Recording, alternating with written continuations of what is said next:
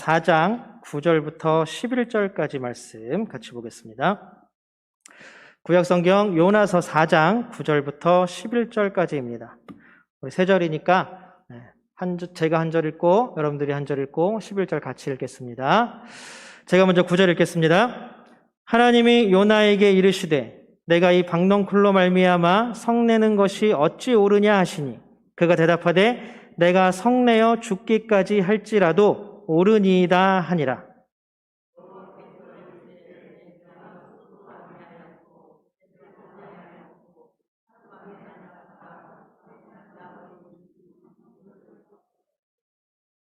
같이 읽겠습니다. 하물며 이 큰 성읍 니느웨에는 좌우를 분별하지 못하는 자가 12만여 명이요 가축도 많이 있나니 내가 어찌 아끼지 아니하겠느냐 하시니라. 아멘. 한 절 더 읽겠습니다. 신약성경 마태복음 22장 39절입니다. 우리 한 목소리로 같이 읽겠습니다. 시작. 둘째도 그와 같으니 내 이웃을 내 자신같이 사랑하라 하셨으니. 아멘. 하나님께서 예배의 시간과 장소로 우리를 불러주셨습니다. 제가 이렇게 딱 고개를 들어 여러분들을 보는데 목이 메이네요, 갑자기. 부르심에 응답하여 예배한 우리 모두에게 하나님의 놀라운 은혜가 넘치기를 축복합니다. 오랜만에 이렇게 우리가 예배당에 모여서 얼굴 보면서 예배드리죠. 어떠세요? 기쁘세요? 반가우세요? 기분이 좋으세요? 마스크를 써서 누가 대답을 안 했는지 찾을 수가 없네요. 우리 아직 함께 모이지 못한 분들도 어디에서나 우리와 동일한 예배의 은혜가 넘치기를 주님의 이름으로 소망합니다. 정말 여러분들 보고 싶었습니다. 그러니까 참 보고 싶었는데 그 마음에 이렇게 뵈니까 너무나 기분이 좋습니다. 오늘 은혜가 우리 가운데 10배는 더 할 것 같습니다. 우리 정말 반갑고 기쁜 마음으로 우리 옆사람, 앞사람, 뒷사람 보면서 함께 인사 나눌까요? 사랑합니다. 축복합니다. 또 한 번 더 할까요? 정말 보고 싶었습니다. 아멘. 우리 이제 하나님께 믿음의 고백 올려드립니다. 우리 두 손을 하나님께 벌쩍 들고 하나님께 믿음의 고백 올려드립니다. 하나님, 좋습니다. 감사합니다. 사랑합니다. 하나님이 하시면 무엇이든지 다 이루어집니다. 하나님, 좋습니다. 감사합니다. 사랑합니다. 하나님이 하시면 무엇이든지 다 이루어집니다. 아멘. 하나님께 영광의 박수 올려드립니다. 모르시는 분은 모르시겠지만 우리 1월달 들어서 계속 이제 오늘 벌써 4번째죠. 우리 교회 비전인 사랑 이야기 비전을 함께 한 주제씩 나누고 있습니다. 사랑이 어떻게 변하니? 이렇게 질문을 하면 우리의 대답은 뭘까요? 여러분 어떻게 대답하시겠습니까? 변할 수도 있지. 이따가 사라질 수도 있지. 왜냐하면 그만큼 우리는 사랑하기에는 연약하고 부족한 존재이기 때문에 그렇습니다. 사랑이 항상 충만하다면, 변함없이 항상 우리 마음 가운데 가득 차 있다면 아마 어떤 드라마도, 어떤 영화도, 어떤 소설책도 재미가 없을 거예요. 이따가도 사라지고, 사랑이 변해야 드라마도 만들고 영화도 만들고 책도 쓰죠. 그렇기 위해서 우리가 불완전한 존재가 아니라 그만큼 우리의 불완전함들을 그렇게 가까이서 직접적으로 느끼고 알 수 있다라는 사실입니다. 그러나 우리와는 다르게 변하지 않는 사랑이 있습니다. 여기까지 하면 우리가 누구 얘기하는지 다 아시죠? 누구입니까? 바로 하나님이시고, 그 변하지 않는 사랑은 하나님이 우리에게 채워주시는 사랑, 바로 하나님 사랑입니다. 하나님 사랑은 모든 순간과 인생 전체를 걸쳐서 우리 마음 가운데 채워집니다. 그래서 우리는 하나님 우리에게 은혜를 부어주시옵소서, 하나님의 사랑을 부어주시옵소서라고 고백하는 거겠죠. 하지만 그 사랑은 또 결정적으로 우리가 잘 느낄 수 있도록 위기의 순간에 더 우리에게 확 드러납니다. 그래서 결국 하나님 사랑은 우리의 삶의 자리, 우리의 삶의 터전 위에서 더 확연하게 느낄 수 있고 더 알 수 있습니다. 그래서 우리는 결론적으로 하나님 사랑을 충만히 받아야 합니다. 우리가 모두 마음 가운데 하나님 사랑을 가득 채우는 성도님들 되시기를 주님의 이름으로 축복합니다. 결국 뭐냐 하면 하나님 사랑은 본질입니다. 우리의 사랑이 아니라 하나님의 사랑이 바로 본질입니다. 우리가 가지고 있는 그 사랑의 가장 밑바탕에 가장 기준이 되는 가장 기초가 되는 사랑이 뭐냐 하면 바로 하나님 사랑입니다.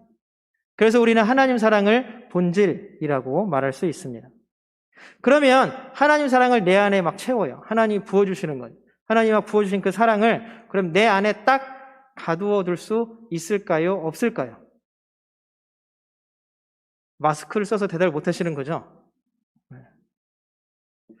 믿음의 가장 작은 공동체가 우리가 뭐라고 얘기했습니까? 가정입니다. 가정. 그 다음에 우리 친구 집단들. 아니면 또 우리가 하나로 또 가정으로 얘기할 수 있는 영적 가족으로 묶어주신 교회의 모든 성도들과 함께 이 사랑을 나누어야 합니다. 이것이 바로 서로 사랑이죠. 왜냐하면 서로 사랑하니까. 가족들과 친구들과 교회의 성도들과 함께 사랑을 나눌 때에 그 서로 사랑은 어떻게 되냐면 더 커지는 것입니다. 왜냐하면 내가 너를 사랑하고 너는 나를 사랑하고 그러면 벌써 2배잖아요. 근데 만약에 그 사람 수가 늘어나다고 생각해 보세요. 가족이 만약에 4명이다.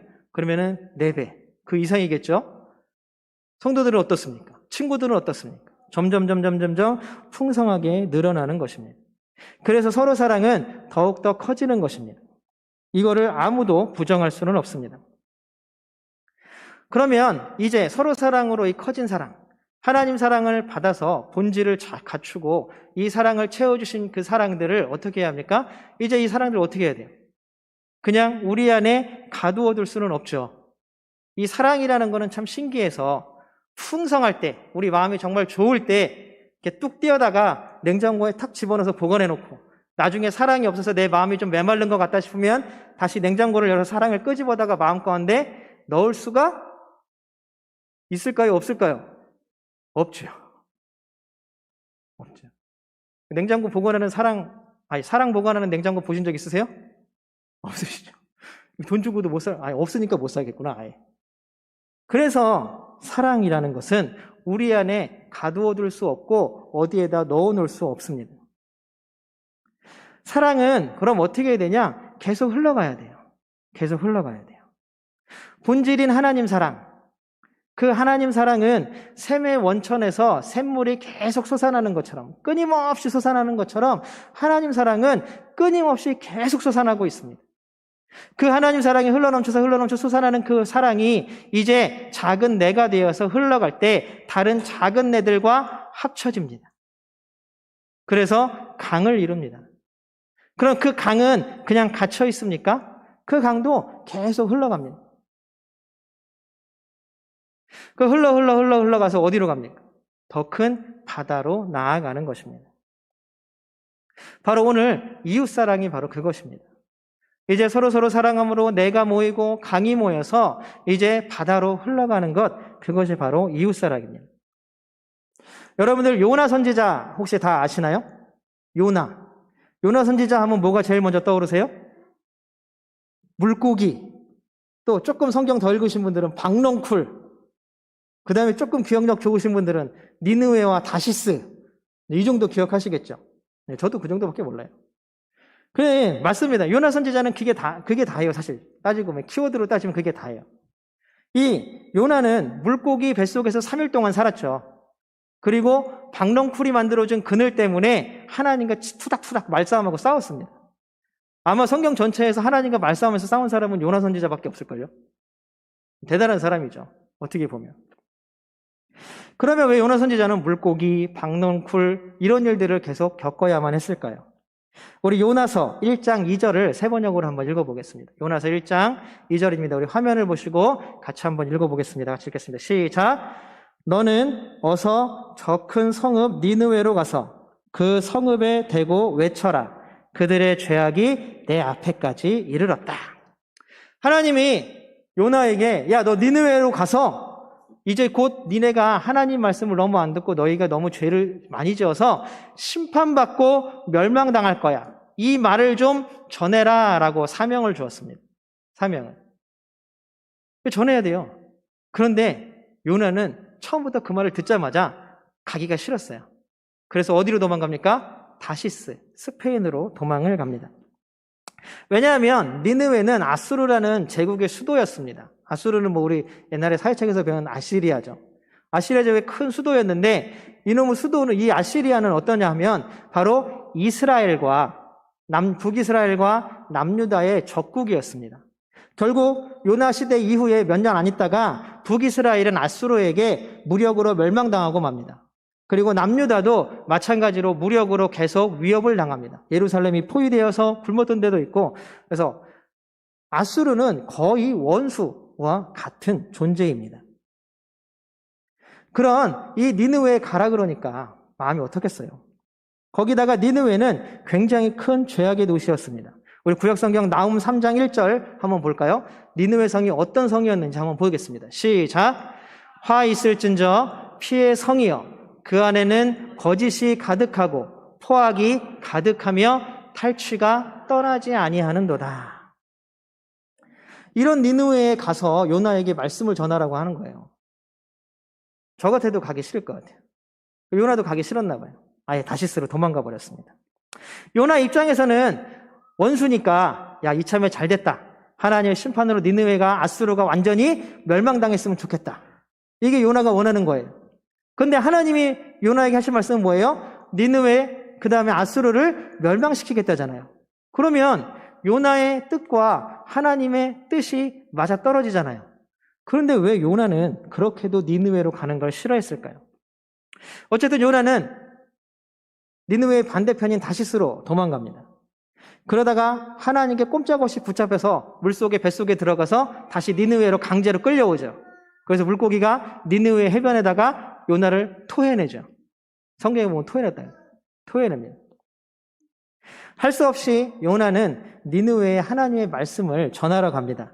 그런데 굉장히 재밌습니다. 우리 3장 4절 한번 볼까요? 요나서 3장 4절입니다. 같이 읽어보겠습니다. 시작. 요나는 그 성읍으로 가서 하룻길을 걸으며 큰 소리로 외쳤다. 40일만 지나면 니느웨가 무너진다. 별로 크게 문제는 없어 보이죠? 그런데 여기 제가 노란색으로 칠해놓은 저 단어가 요나의 심정을 그대로 드러냅니다. 뭐냐면 우리 앞에 나오는 3절 한번 같이 읽어볼게요. 3절입니다. 3절 같이 읽어보겠습니다. 시작. 니느웨는 둘러보는 데만 사흘길이나 되는 아주 큰 성읍이다. 자, 무슨 차이가 느껴지세요? 니느웨 성은 그냥 대충 둘러보는 데만 사흘길이나 걸리는 큰 성읍이래요. 근데 요나는 얼마나 전했어요? 하나님의 심판 선언을? 단 하루. 그것도 어떻게? 그냥 대충 걸어다니면서. 그래놓고 내 할 일 다 했네 이러는. 성의가 없는 거죠. 왜요? 멸망했으면 좋겠으니까. 그럼에도 불구하고 이 성의 없는 요나의 이 선포를 듣고 놀라운 일이 벌어집니다. 니느웨 백성들과 왕들이 회개하기 시작하는 거예요. 그리고 막 자기네들이 스스로 이 회개하고 하나님 앞에 죄를 고백하고 하나님의 죄를 용서해 주십시오라고 기도하는 동안에 이 니느웨 백성들과 왕이 은혜를 받기 시작하는 거예요. 요나는 이 모습을 견딜 수가 없는 거예요. 그래서 4장 1절 2절에서 요나가 하나님께 이렇게 이야기합니다. 우리 한번 보겠습니다. 시작. 요나는 이 일이 매우 못마땅하여 화가 났다. 2절입니다. 그는 주님께 기도하며 아뢰었다. 주님, 내가 고국에 있을 때에 이렇게 될 것이라고 이미 말씀드리지 않았습니까? 내가 서둘러 스페인으로 달아났던 것도 바로 이것 때문입니다. 스페인은 다시스예요. 자, 무엇입니까? 처음에 니느웨로 가라는 하나님의 말씀을 거역한 이유가 바로 여기에 나오는 거예요. 여기. 요나는 니느웨가 정말로 심판받고 멸망받았으면 좋겠어요. 그게 소원이에요. 야, 나 쟤네 망했으면 좋겠다. 쟤네 싹 다 죽었으면 좋겠다. 저것들 그냥 아주 그냥 딱 이 땅에서 완전히 사라졌으면 좋겠다. 이게 요나의 마음이에요. 그런데 요나가 생각한 거예요. 지금 4장 1절 2절에 나오는 것처럼 요나가 생각한 거예요. 아, 그런데 내가 가서 혹시 하나님의 말씀을 선포했을 때 저 사람들이 회개하고 돌아오면 어떡하지? 그래서 하나님은 사랑이 넘치시고 인자하시고 자비로우시며 노하기를 더디하시는 분이라서 회개하는 저 니느웨 백성들을 용서해주면 어떡하지? 이게 고민이 되는 거예요. 죽어야 되고 멸망당해야 되는데 하나님이 용서해주면 어떡하지? 나 그런 꼴 안 볼란다. 나는 그런 꼴 못 본다. 그래서 다시스로 도망간 거예요. 그래서 하나님이 이렇게 니느웨 백성들이 회개하고 은혜를 부어주시고 하니까 요나가 화가 난 거예요. 화가. 4장은 요나가 화난 그 장입니다. 1절부터 끝절까지 요나의 화가 계속 나와요. 계속. 그러면서 뭐라 그러냐면 심지어는 하나님 차라리 나를 죽여주세요. 내 이런 꼴 못 보겠습니다. 더 이상. 나 이 꼴 저 꼴 보느니 난 그냥 차라리 죽는 게 나을 거야. 하나님 나 죽여주세요. 요나가 이렇게 얘기해요. 하나님한테. 요나가 이토록 분노한 이유는 싫어하는 사람들이 은혜를 받고 용서를 받고 복을 받는 게 싫은 거예요. 어쩌면 우리도 비슷하지 않나요? 우리도 살려고 하면 야 쟤는 진짜 싫어. 아 쟤는 정말 안 돼. 쟤는 안 돼. 우리 집에 올 때 니네 쟤 데리고 오지 마. 쟤랑은 안 놀 거야. 쟤는 우리 가운데 못 끼어. 싫어. 우리도 그런 사람이 있잖아요. 그런데 이상하게 그런 사람들이 잘 되고 잘 나가고 복을 받고 은혜를 받으면 어떻게 해요? 배가 아파요. 배가 아파요. 저만 그런 건 아니죠? 다들 대답이 없으셔서. 요즘에 싱어게인이라는 오디션 프로그램을 보고 있습니다. 거기에 30호 가수라고 이승윤이라는 가수가 나오는데 그 가수가 처음에 나와서 자기소개할 때 뭐라고 하냐면 나는 배 아픈 가수다라고 얘기를 해요. 무슨 얘기냐 하면 나보다 노래를 더 잘하는 사람이 있으면 배가 아프대요. 나보다 기타를 더 잘 치는 사람이 있으면 배가 아프대요. 나보다 재능이 더 뛰어나고 막 잘생긴 사람이 있으면 배가 아프대요. 그래서 자기는 항상 배가 아프대요. 이 가수가 유명한 서울의 백준영 기념교회 은퇴하신 이재철 목사님 아들이라는 게 또 알려져서 한간에 또 화제가 되기도 했었죠. 어쨌든 우리도 마찬가지로 요나와 비슷한 것 같습니다. 누구나가 다 그런 것 같습니다. 내가 싫어하는 사람이 잘 되면 배가 아파요. 내가 싫어하는 사람이 교회에서도 내가 싫어하는 사람이 은혜를 받고 복을 받는 것 같으면 괜히 배가 아프고 싫어져요. 그건 아마 저부터 우리 아이들까지 다 똑같을 것 같아요. 그게 바로 우리의 본성이라는 것입니다. 그래서 요나는 아직 그 마음을 풀지 못하고 아직 베베 꼬인 거죠, 속이. 그래서 니느웨 성 바깥에 언덕에 주저앉습니다. 그래서 자, 하나님 나한테 저 성 멸망시킨다 그랬으니까 어디 하나 안 하나 두고 봅시다. 그리고 지켜보기 위해서 니느웨 성 바깥에 산 위에 언덕에 올라갑니다. 그 날씨가 너무 더운 거예요. 날씨가 너무 더워서 지치고 힘들고 나는 그래도 죽을 힘을 다해서 하나님이 어떻게 하시는지 볼 거다라고 지키고 앉아 있습니다. 그런데 그렇게 하나님께 난리를 치는 요나에게 하나님께서는 사랑의 손길을 부어주십니다. 우리 4장 6절 한번 볼까요? 6절입니다. 6절 함께 읽겠습니다. 시작. 주 하나님이 방넝쿨을 마련하셨다. 주님께서는 그것이 자라올라 요나의 머리 위에 그늘이 지게 하여 그를 편안하게 해주셨다. 요나는 기분이 무척 좋았다. 나 같으면 나한테 자꾸 덤비는 애들은 저렇게 안 해줄 것 같아요. 근데 하나님은 아까 말씀드렸잖아요. 하나님의 사랑은 변하지도 않고 식지도 않으시고 사라지지도 않으시고 요나가 안쓰러우니까 방넝쿨을 그냥 스스로 자라 올라가게 해주셔서 그걸로 그늘을 만들어 주셨어요. 너무 쉬운. 요나가 뭐라 그래요? 기분이 참 좋았다. 기분이 참 좋았다. 그런데 하나님은 또 무슨 심보인지 밤에 벌레들을 보내십니다. 그래서 그 방넝쿨을 막 긁어먹게 만들어요. 그래서 새벽 되니까 다 시들어서 죽어버렸어요. 그러나 해는 또다시 떠오르죠. 해가 떠오르고 요나가 너무 덥고 또 막 미치겠는 거예요. 괴롭고 힘들어. 와, 이게 도대체 어떻게 되니?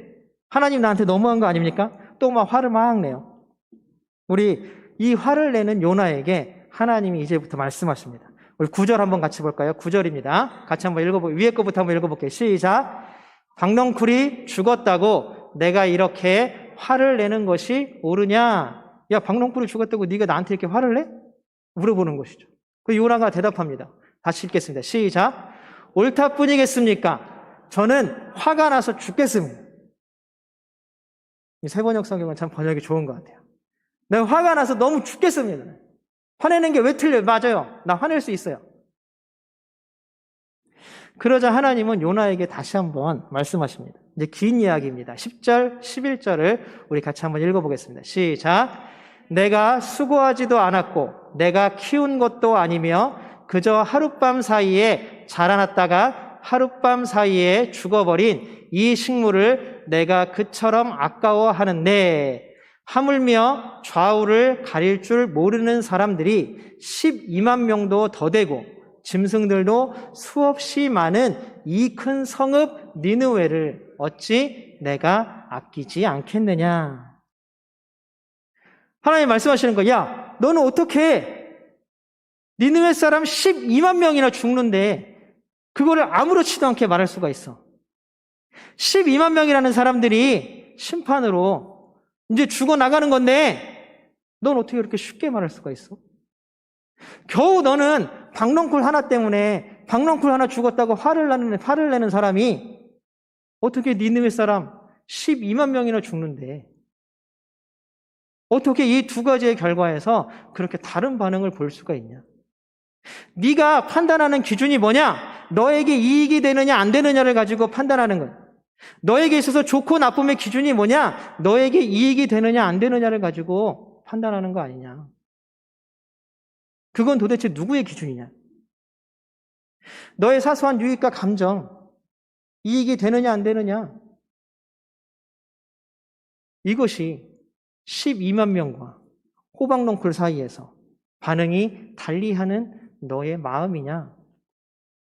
도대체 너에게 베풀어 주신 하나님의 사랑, 내 사랑은 어디 있는 거니? 물어보고 있는 거예요. 처음에 제가 질문했던 거, 사랑이 어떻게 변하니? 라고 질문했지만 하나님 지금 오늘 우리에게, 요나에게, 우리에게 질문하시는 거예요.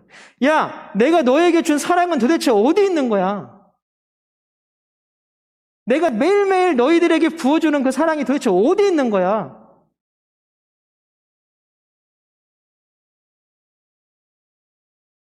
요나는 물고기 뱃속에서 구원받았고 또 박넝쿨로 인해서 하나님의 사랑을 받았습니다. 하나님의 사랑은 요나를 향해서 계속 쏟아져 부어져 들어옵니다. 그리고 요나는 이제 자기의 민족인 이스라엘과 남유다를 사랑합니다. 그래서 니느웨, 아수르를 적대하는 거죠. 이게 바로 서로 사랑입니다. 그런데 하나님 사랑이 거기서 멈추어 버렸습니다. 거기에 가두어져 버렸습니다. 그러니까 하나님 사랑이 왜곡되고 변질되는 거예요. 변하는 거예요. 하나님께서 주신 그 사랑이 점점 변질되어서 오늘 박넝쿨과 12만 명이나 되는 사람들의 목숨에서 요나와 같은 반응이 나오는 것입니다. 그것이 흘러가지 못했다라는 사실입니다. 이웃사랑에서 이웃의 대상은 나와 가족, 그리고 친구들, 그리고 또 누구입니까? 영적인 가족이라고 불리는 우리 교회 성도들을 뺀 나머지 모든 생명이 다 우리의 이웃입니다. 이것은 너무나 확실합니다. 그럼 하나님께서 이웃을 사랑하라 라고 말씀하셨습니다. 그럼 어떻게 해요? 나도 요나와 같이 똑같이 이기적인 사람이고 나도 요나와 같이 똑같이 나에게 유익을 주는 박넝쿨을 12만 명의 목숨보다 더 소중하게 생각하는 사람인데 어떻게 이웃을 사랑합니까?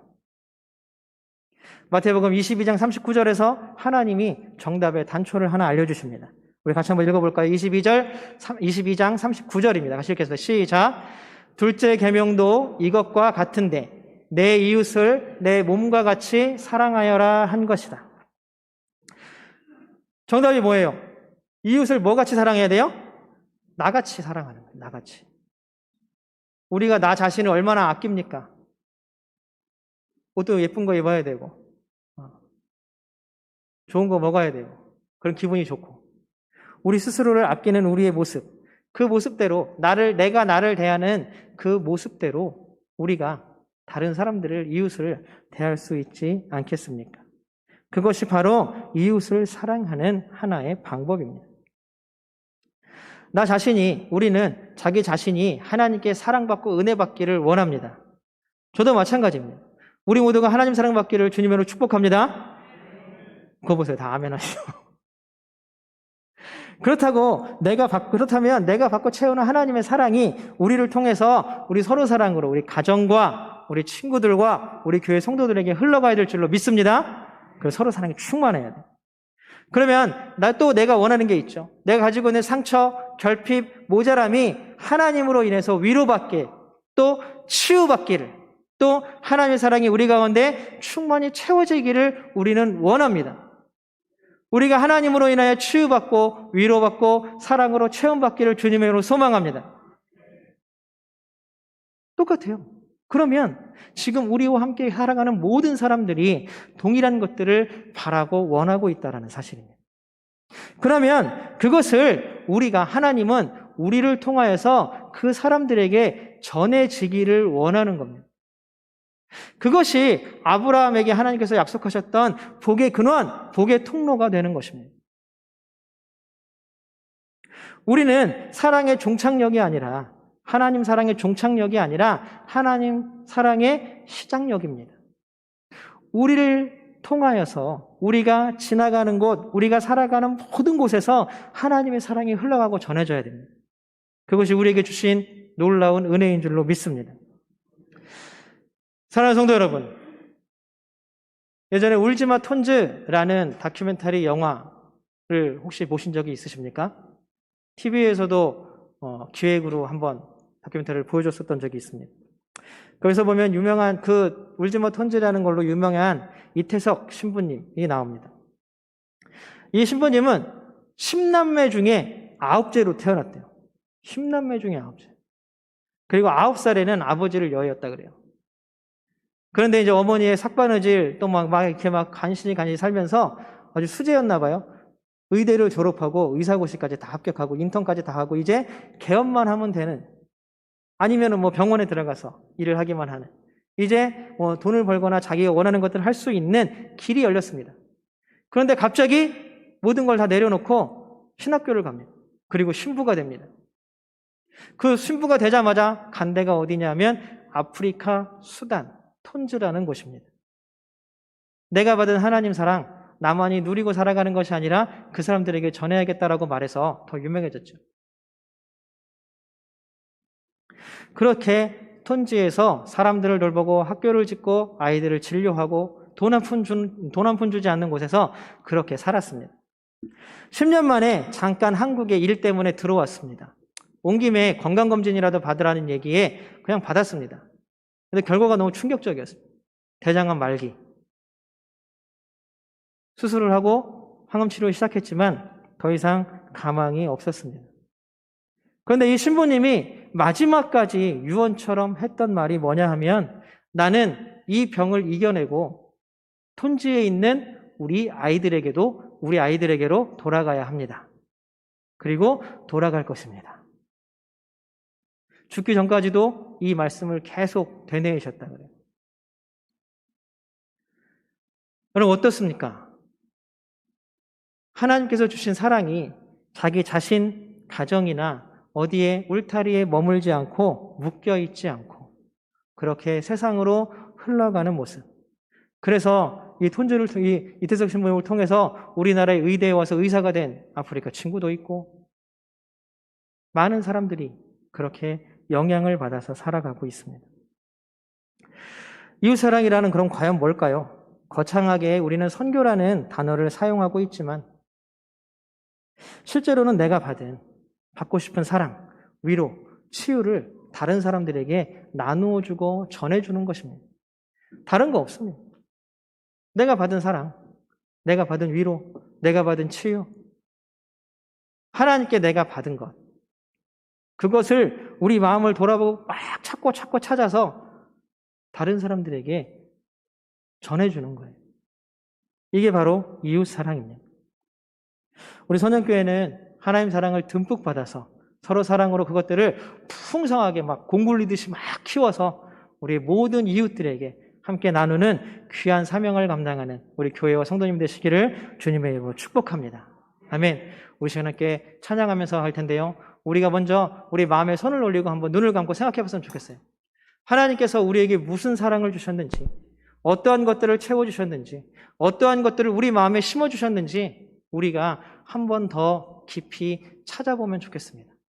하나님, 내가 하나님께서 주신 사랑을 혹시 잊고 살아가지는 않았는지, 하나님, 나에게 무엇을 주셨는지, 내가 어떤 것들을 누리고 살아가는지 하나님 알게 하여 주시옵소서. 우리 이 시간 함께 찬양하기를 원합니다. 같이 찬양하겠습니다.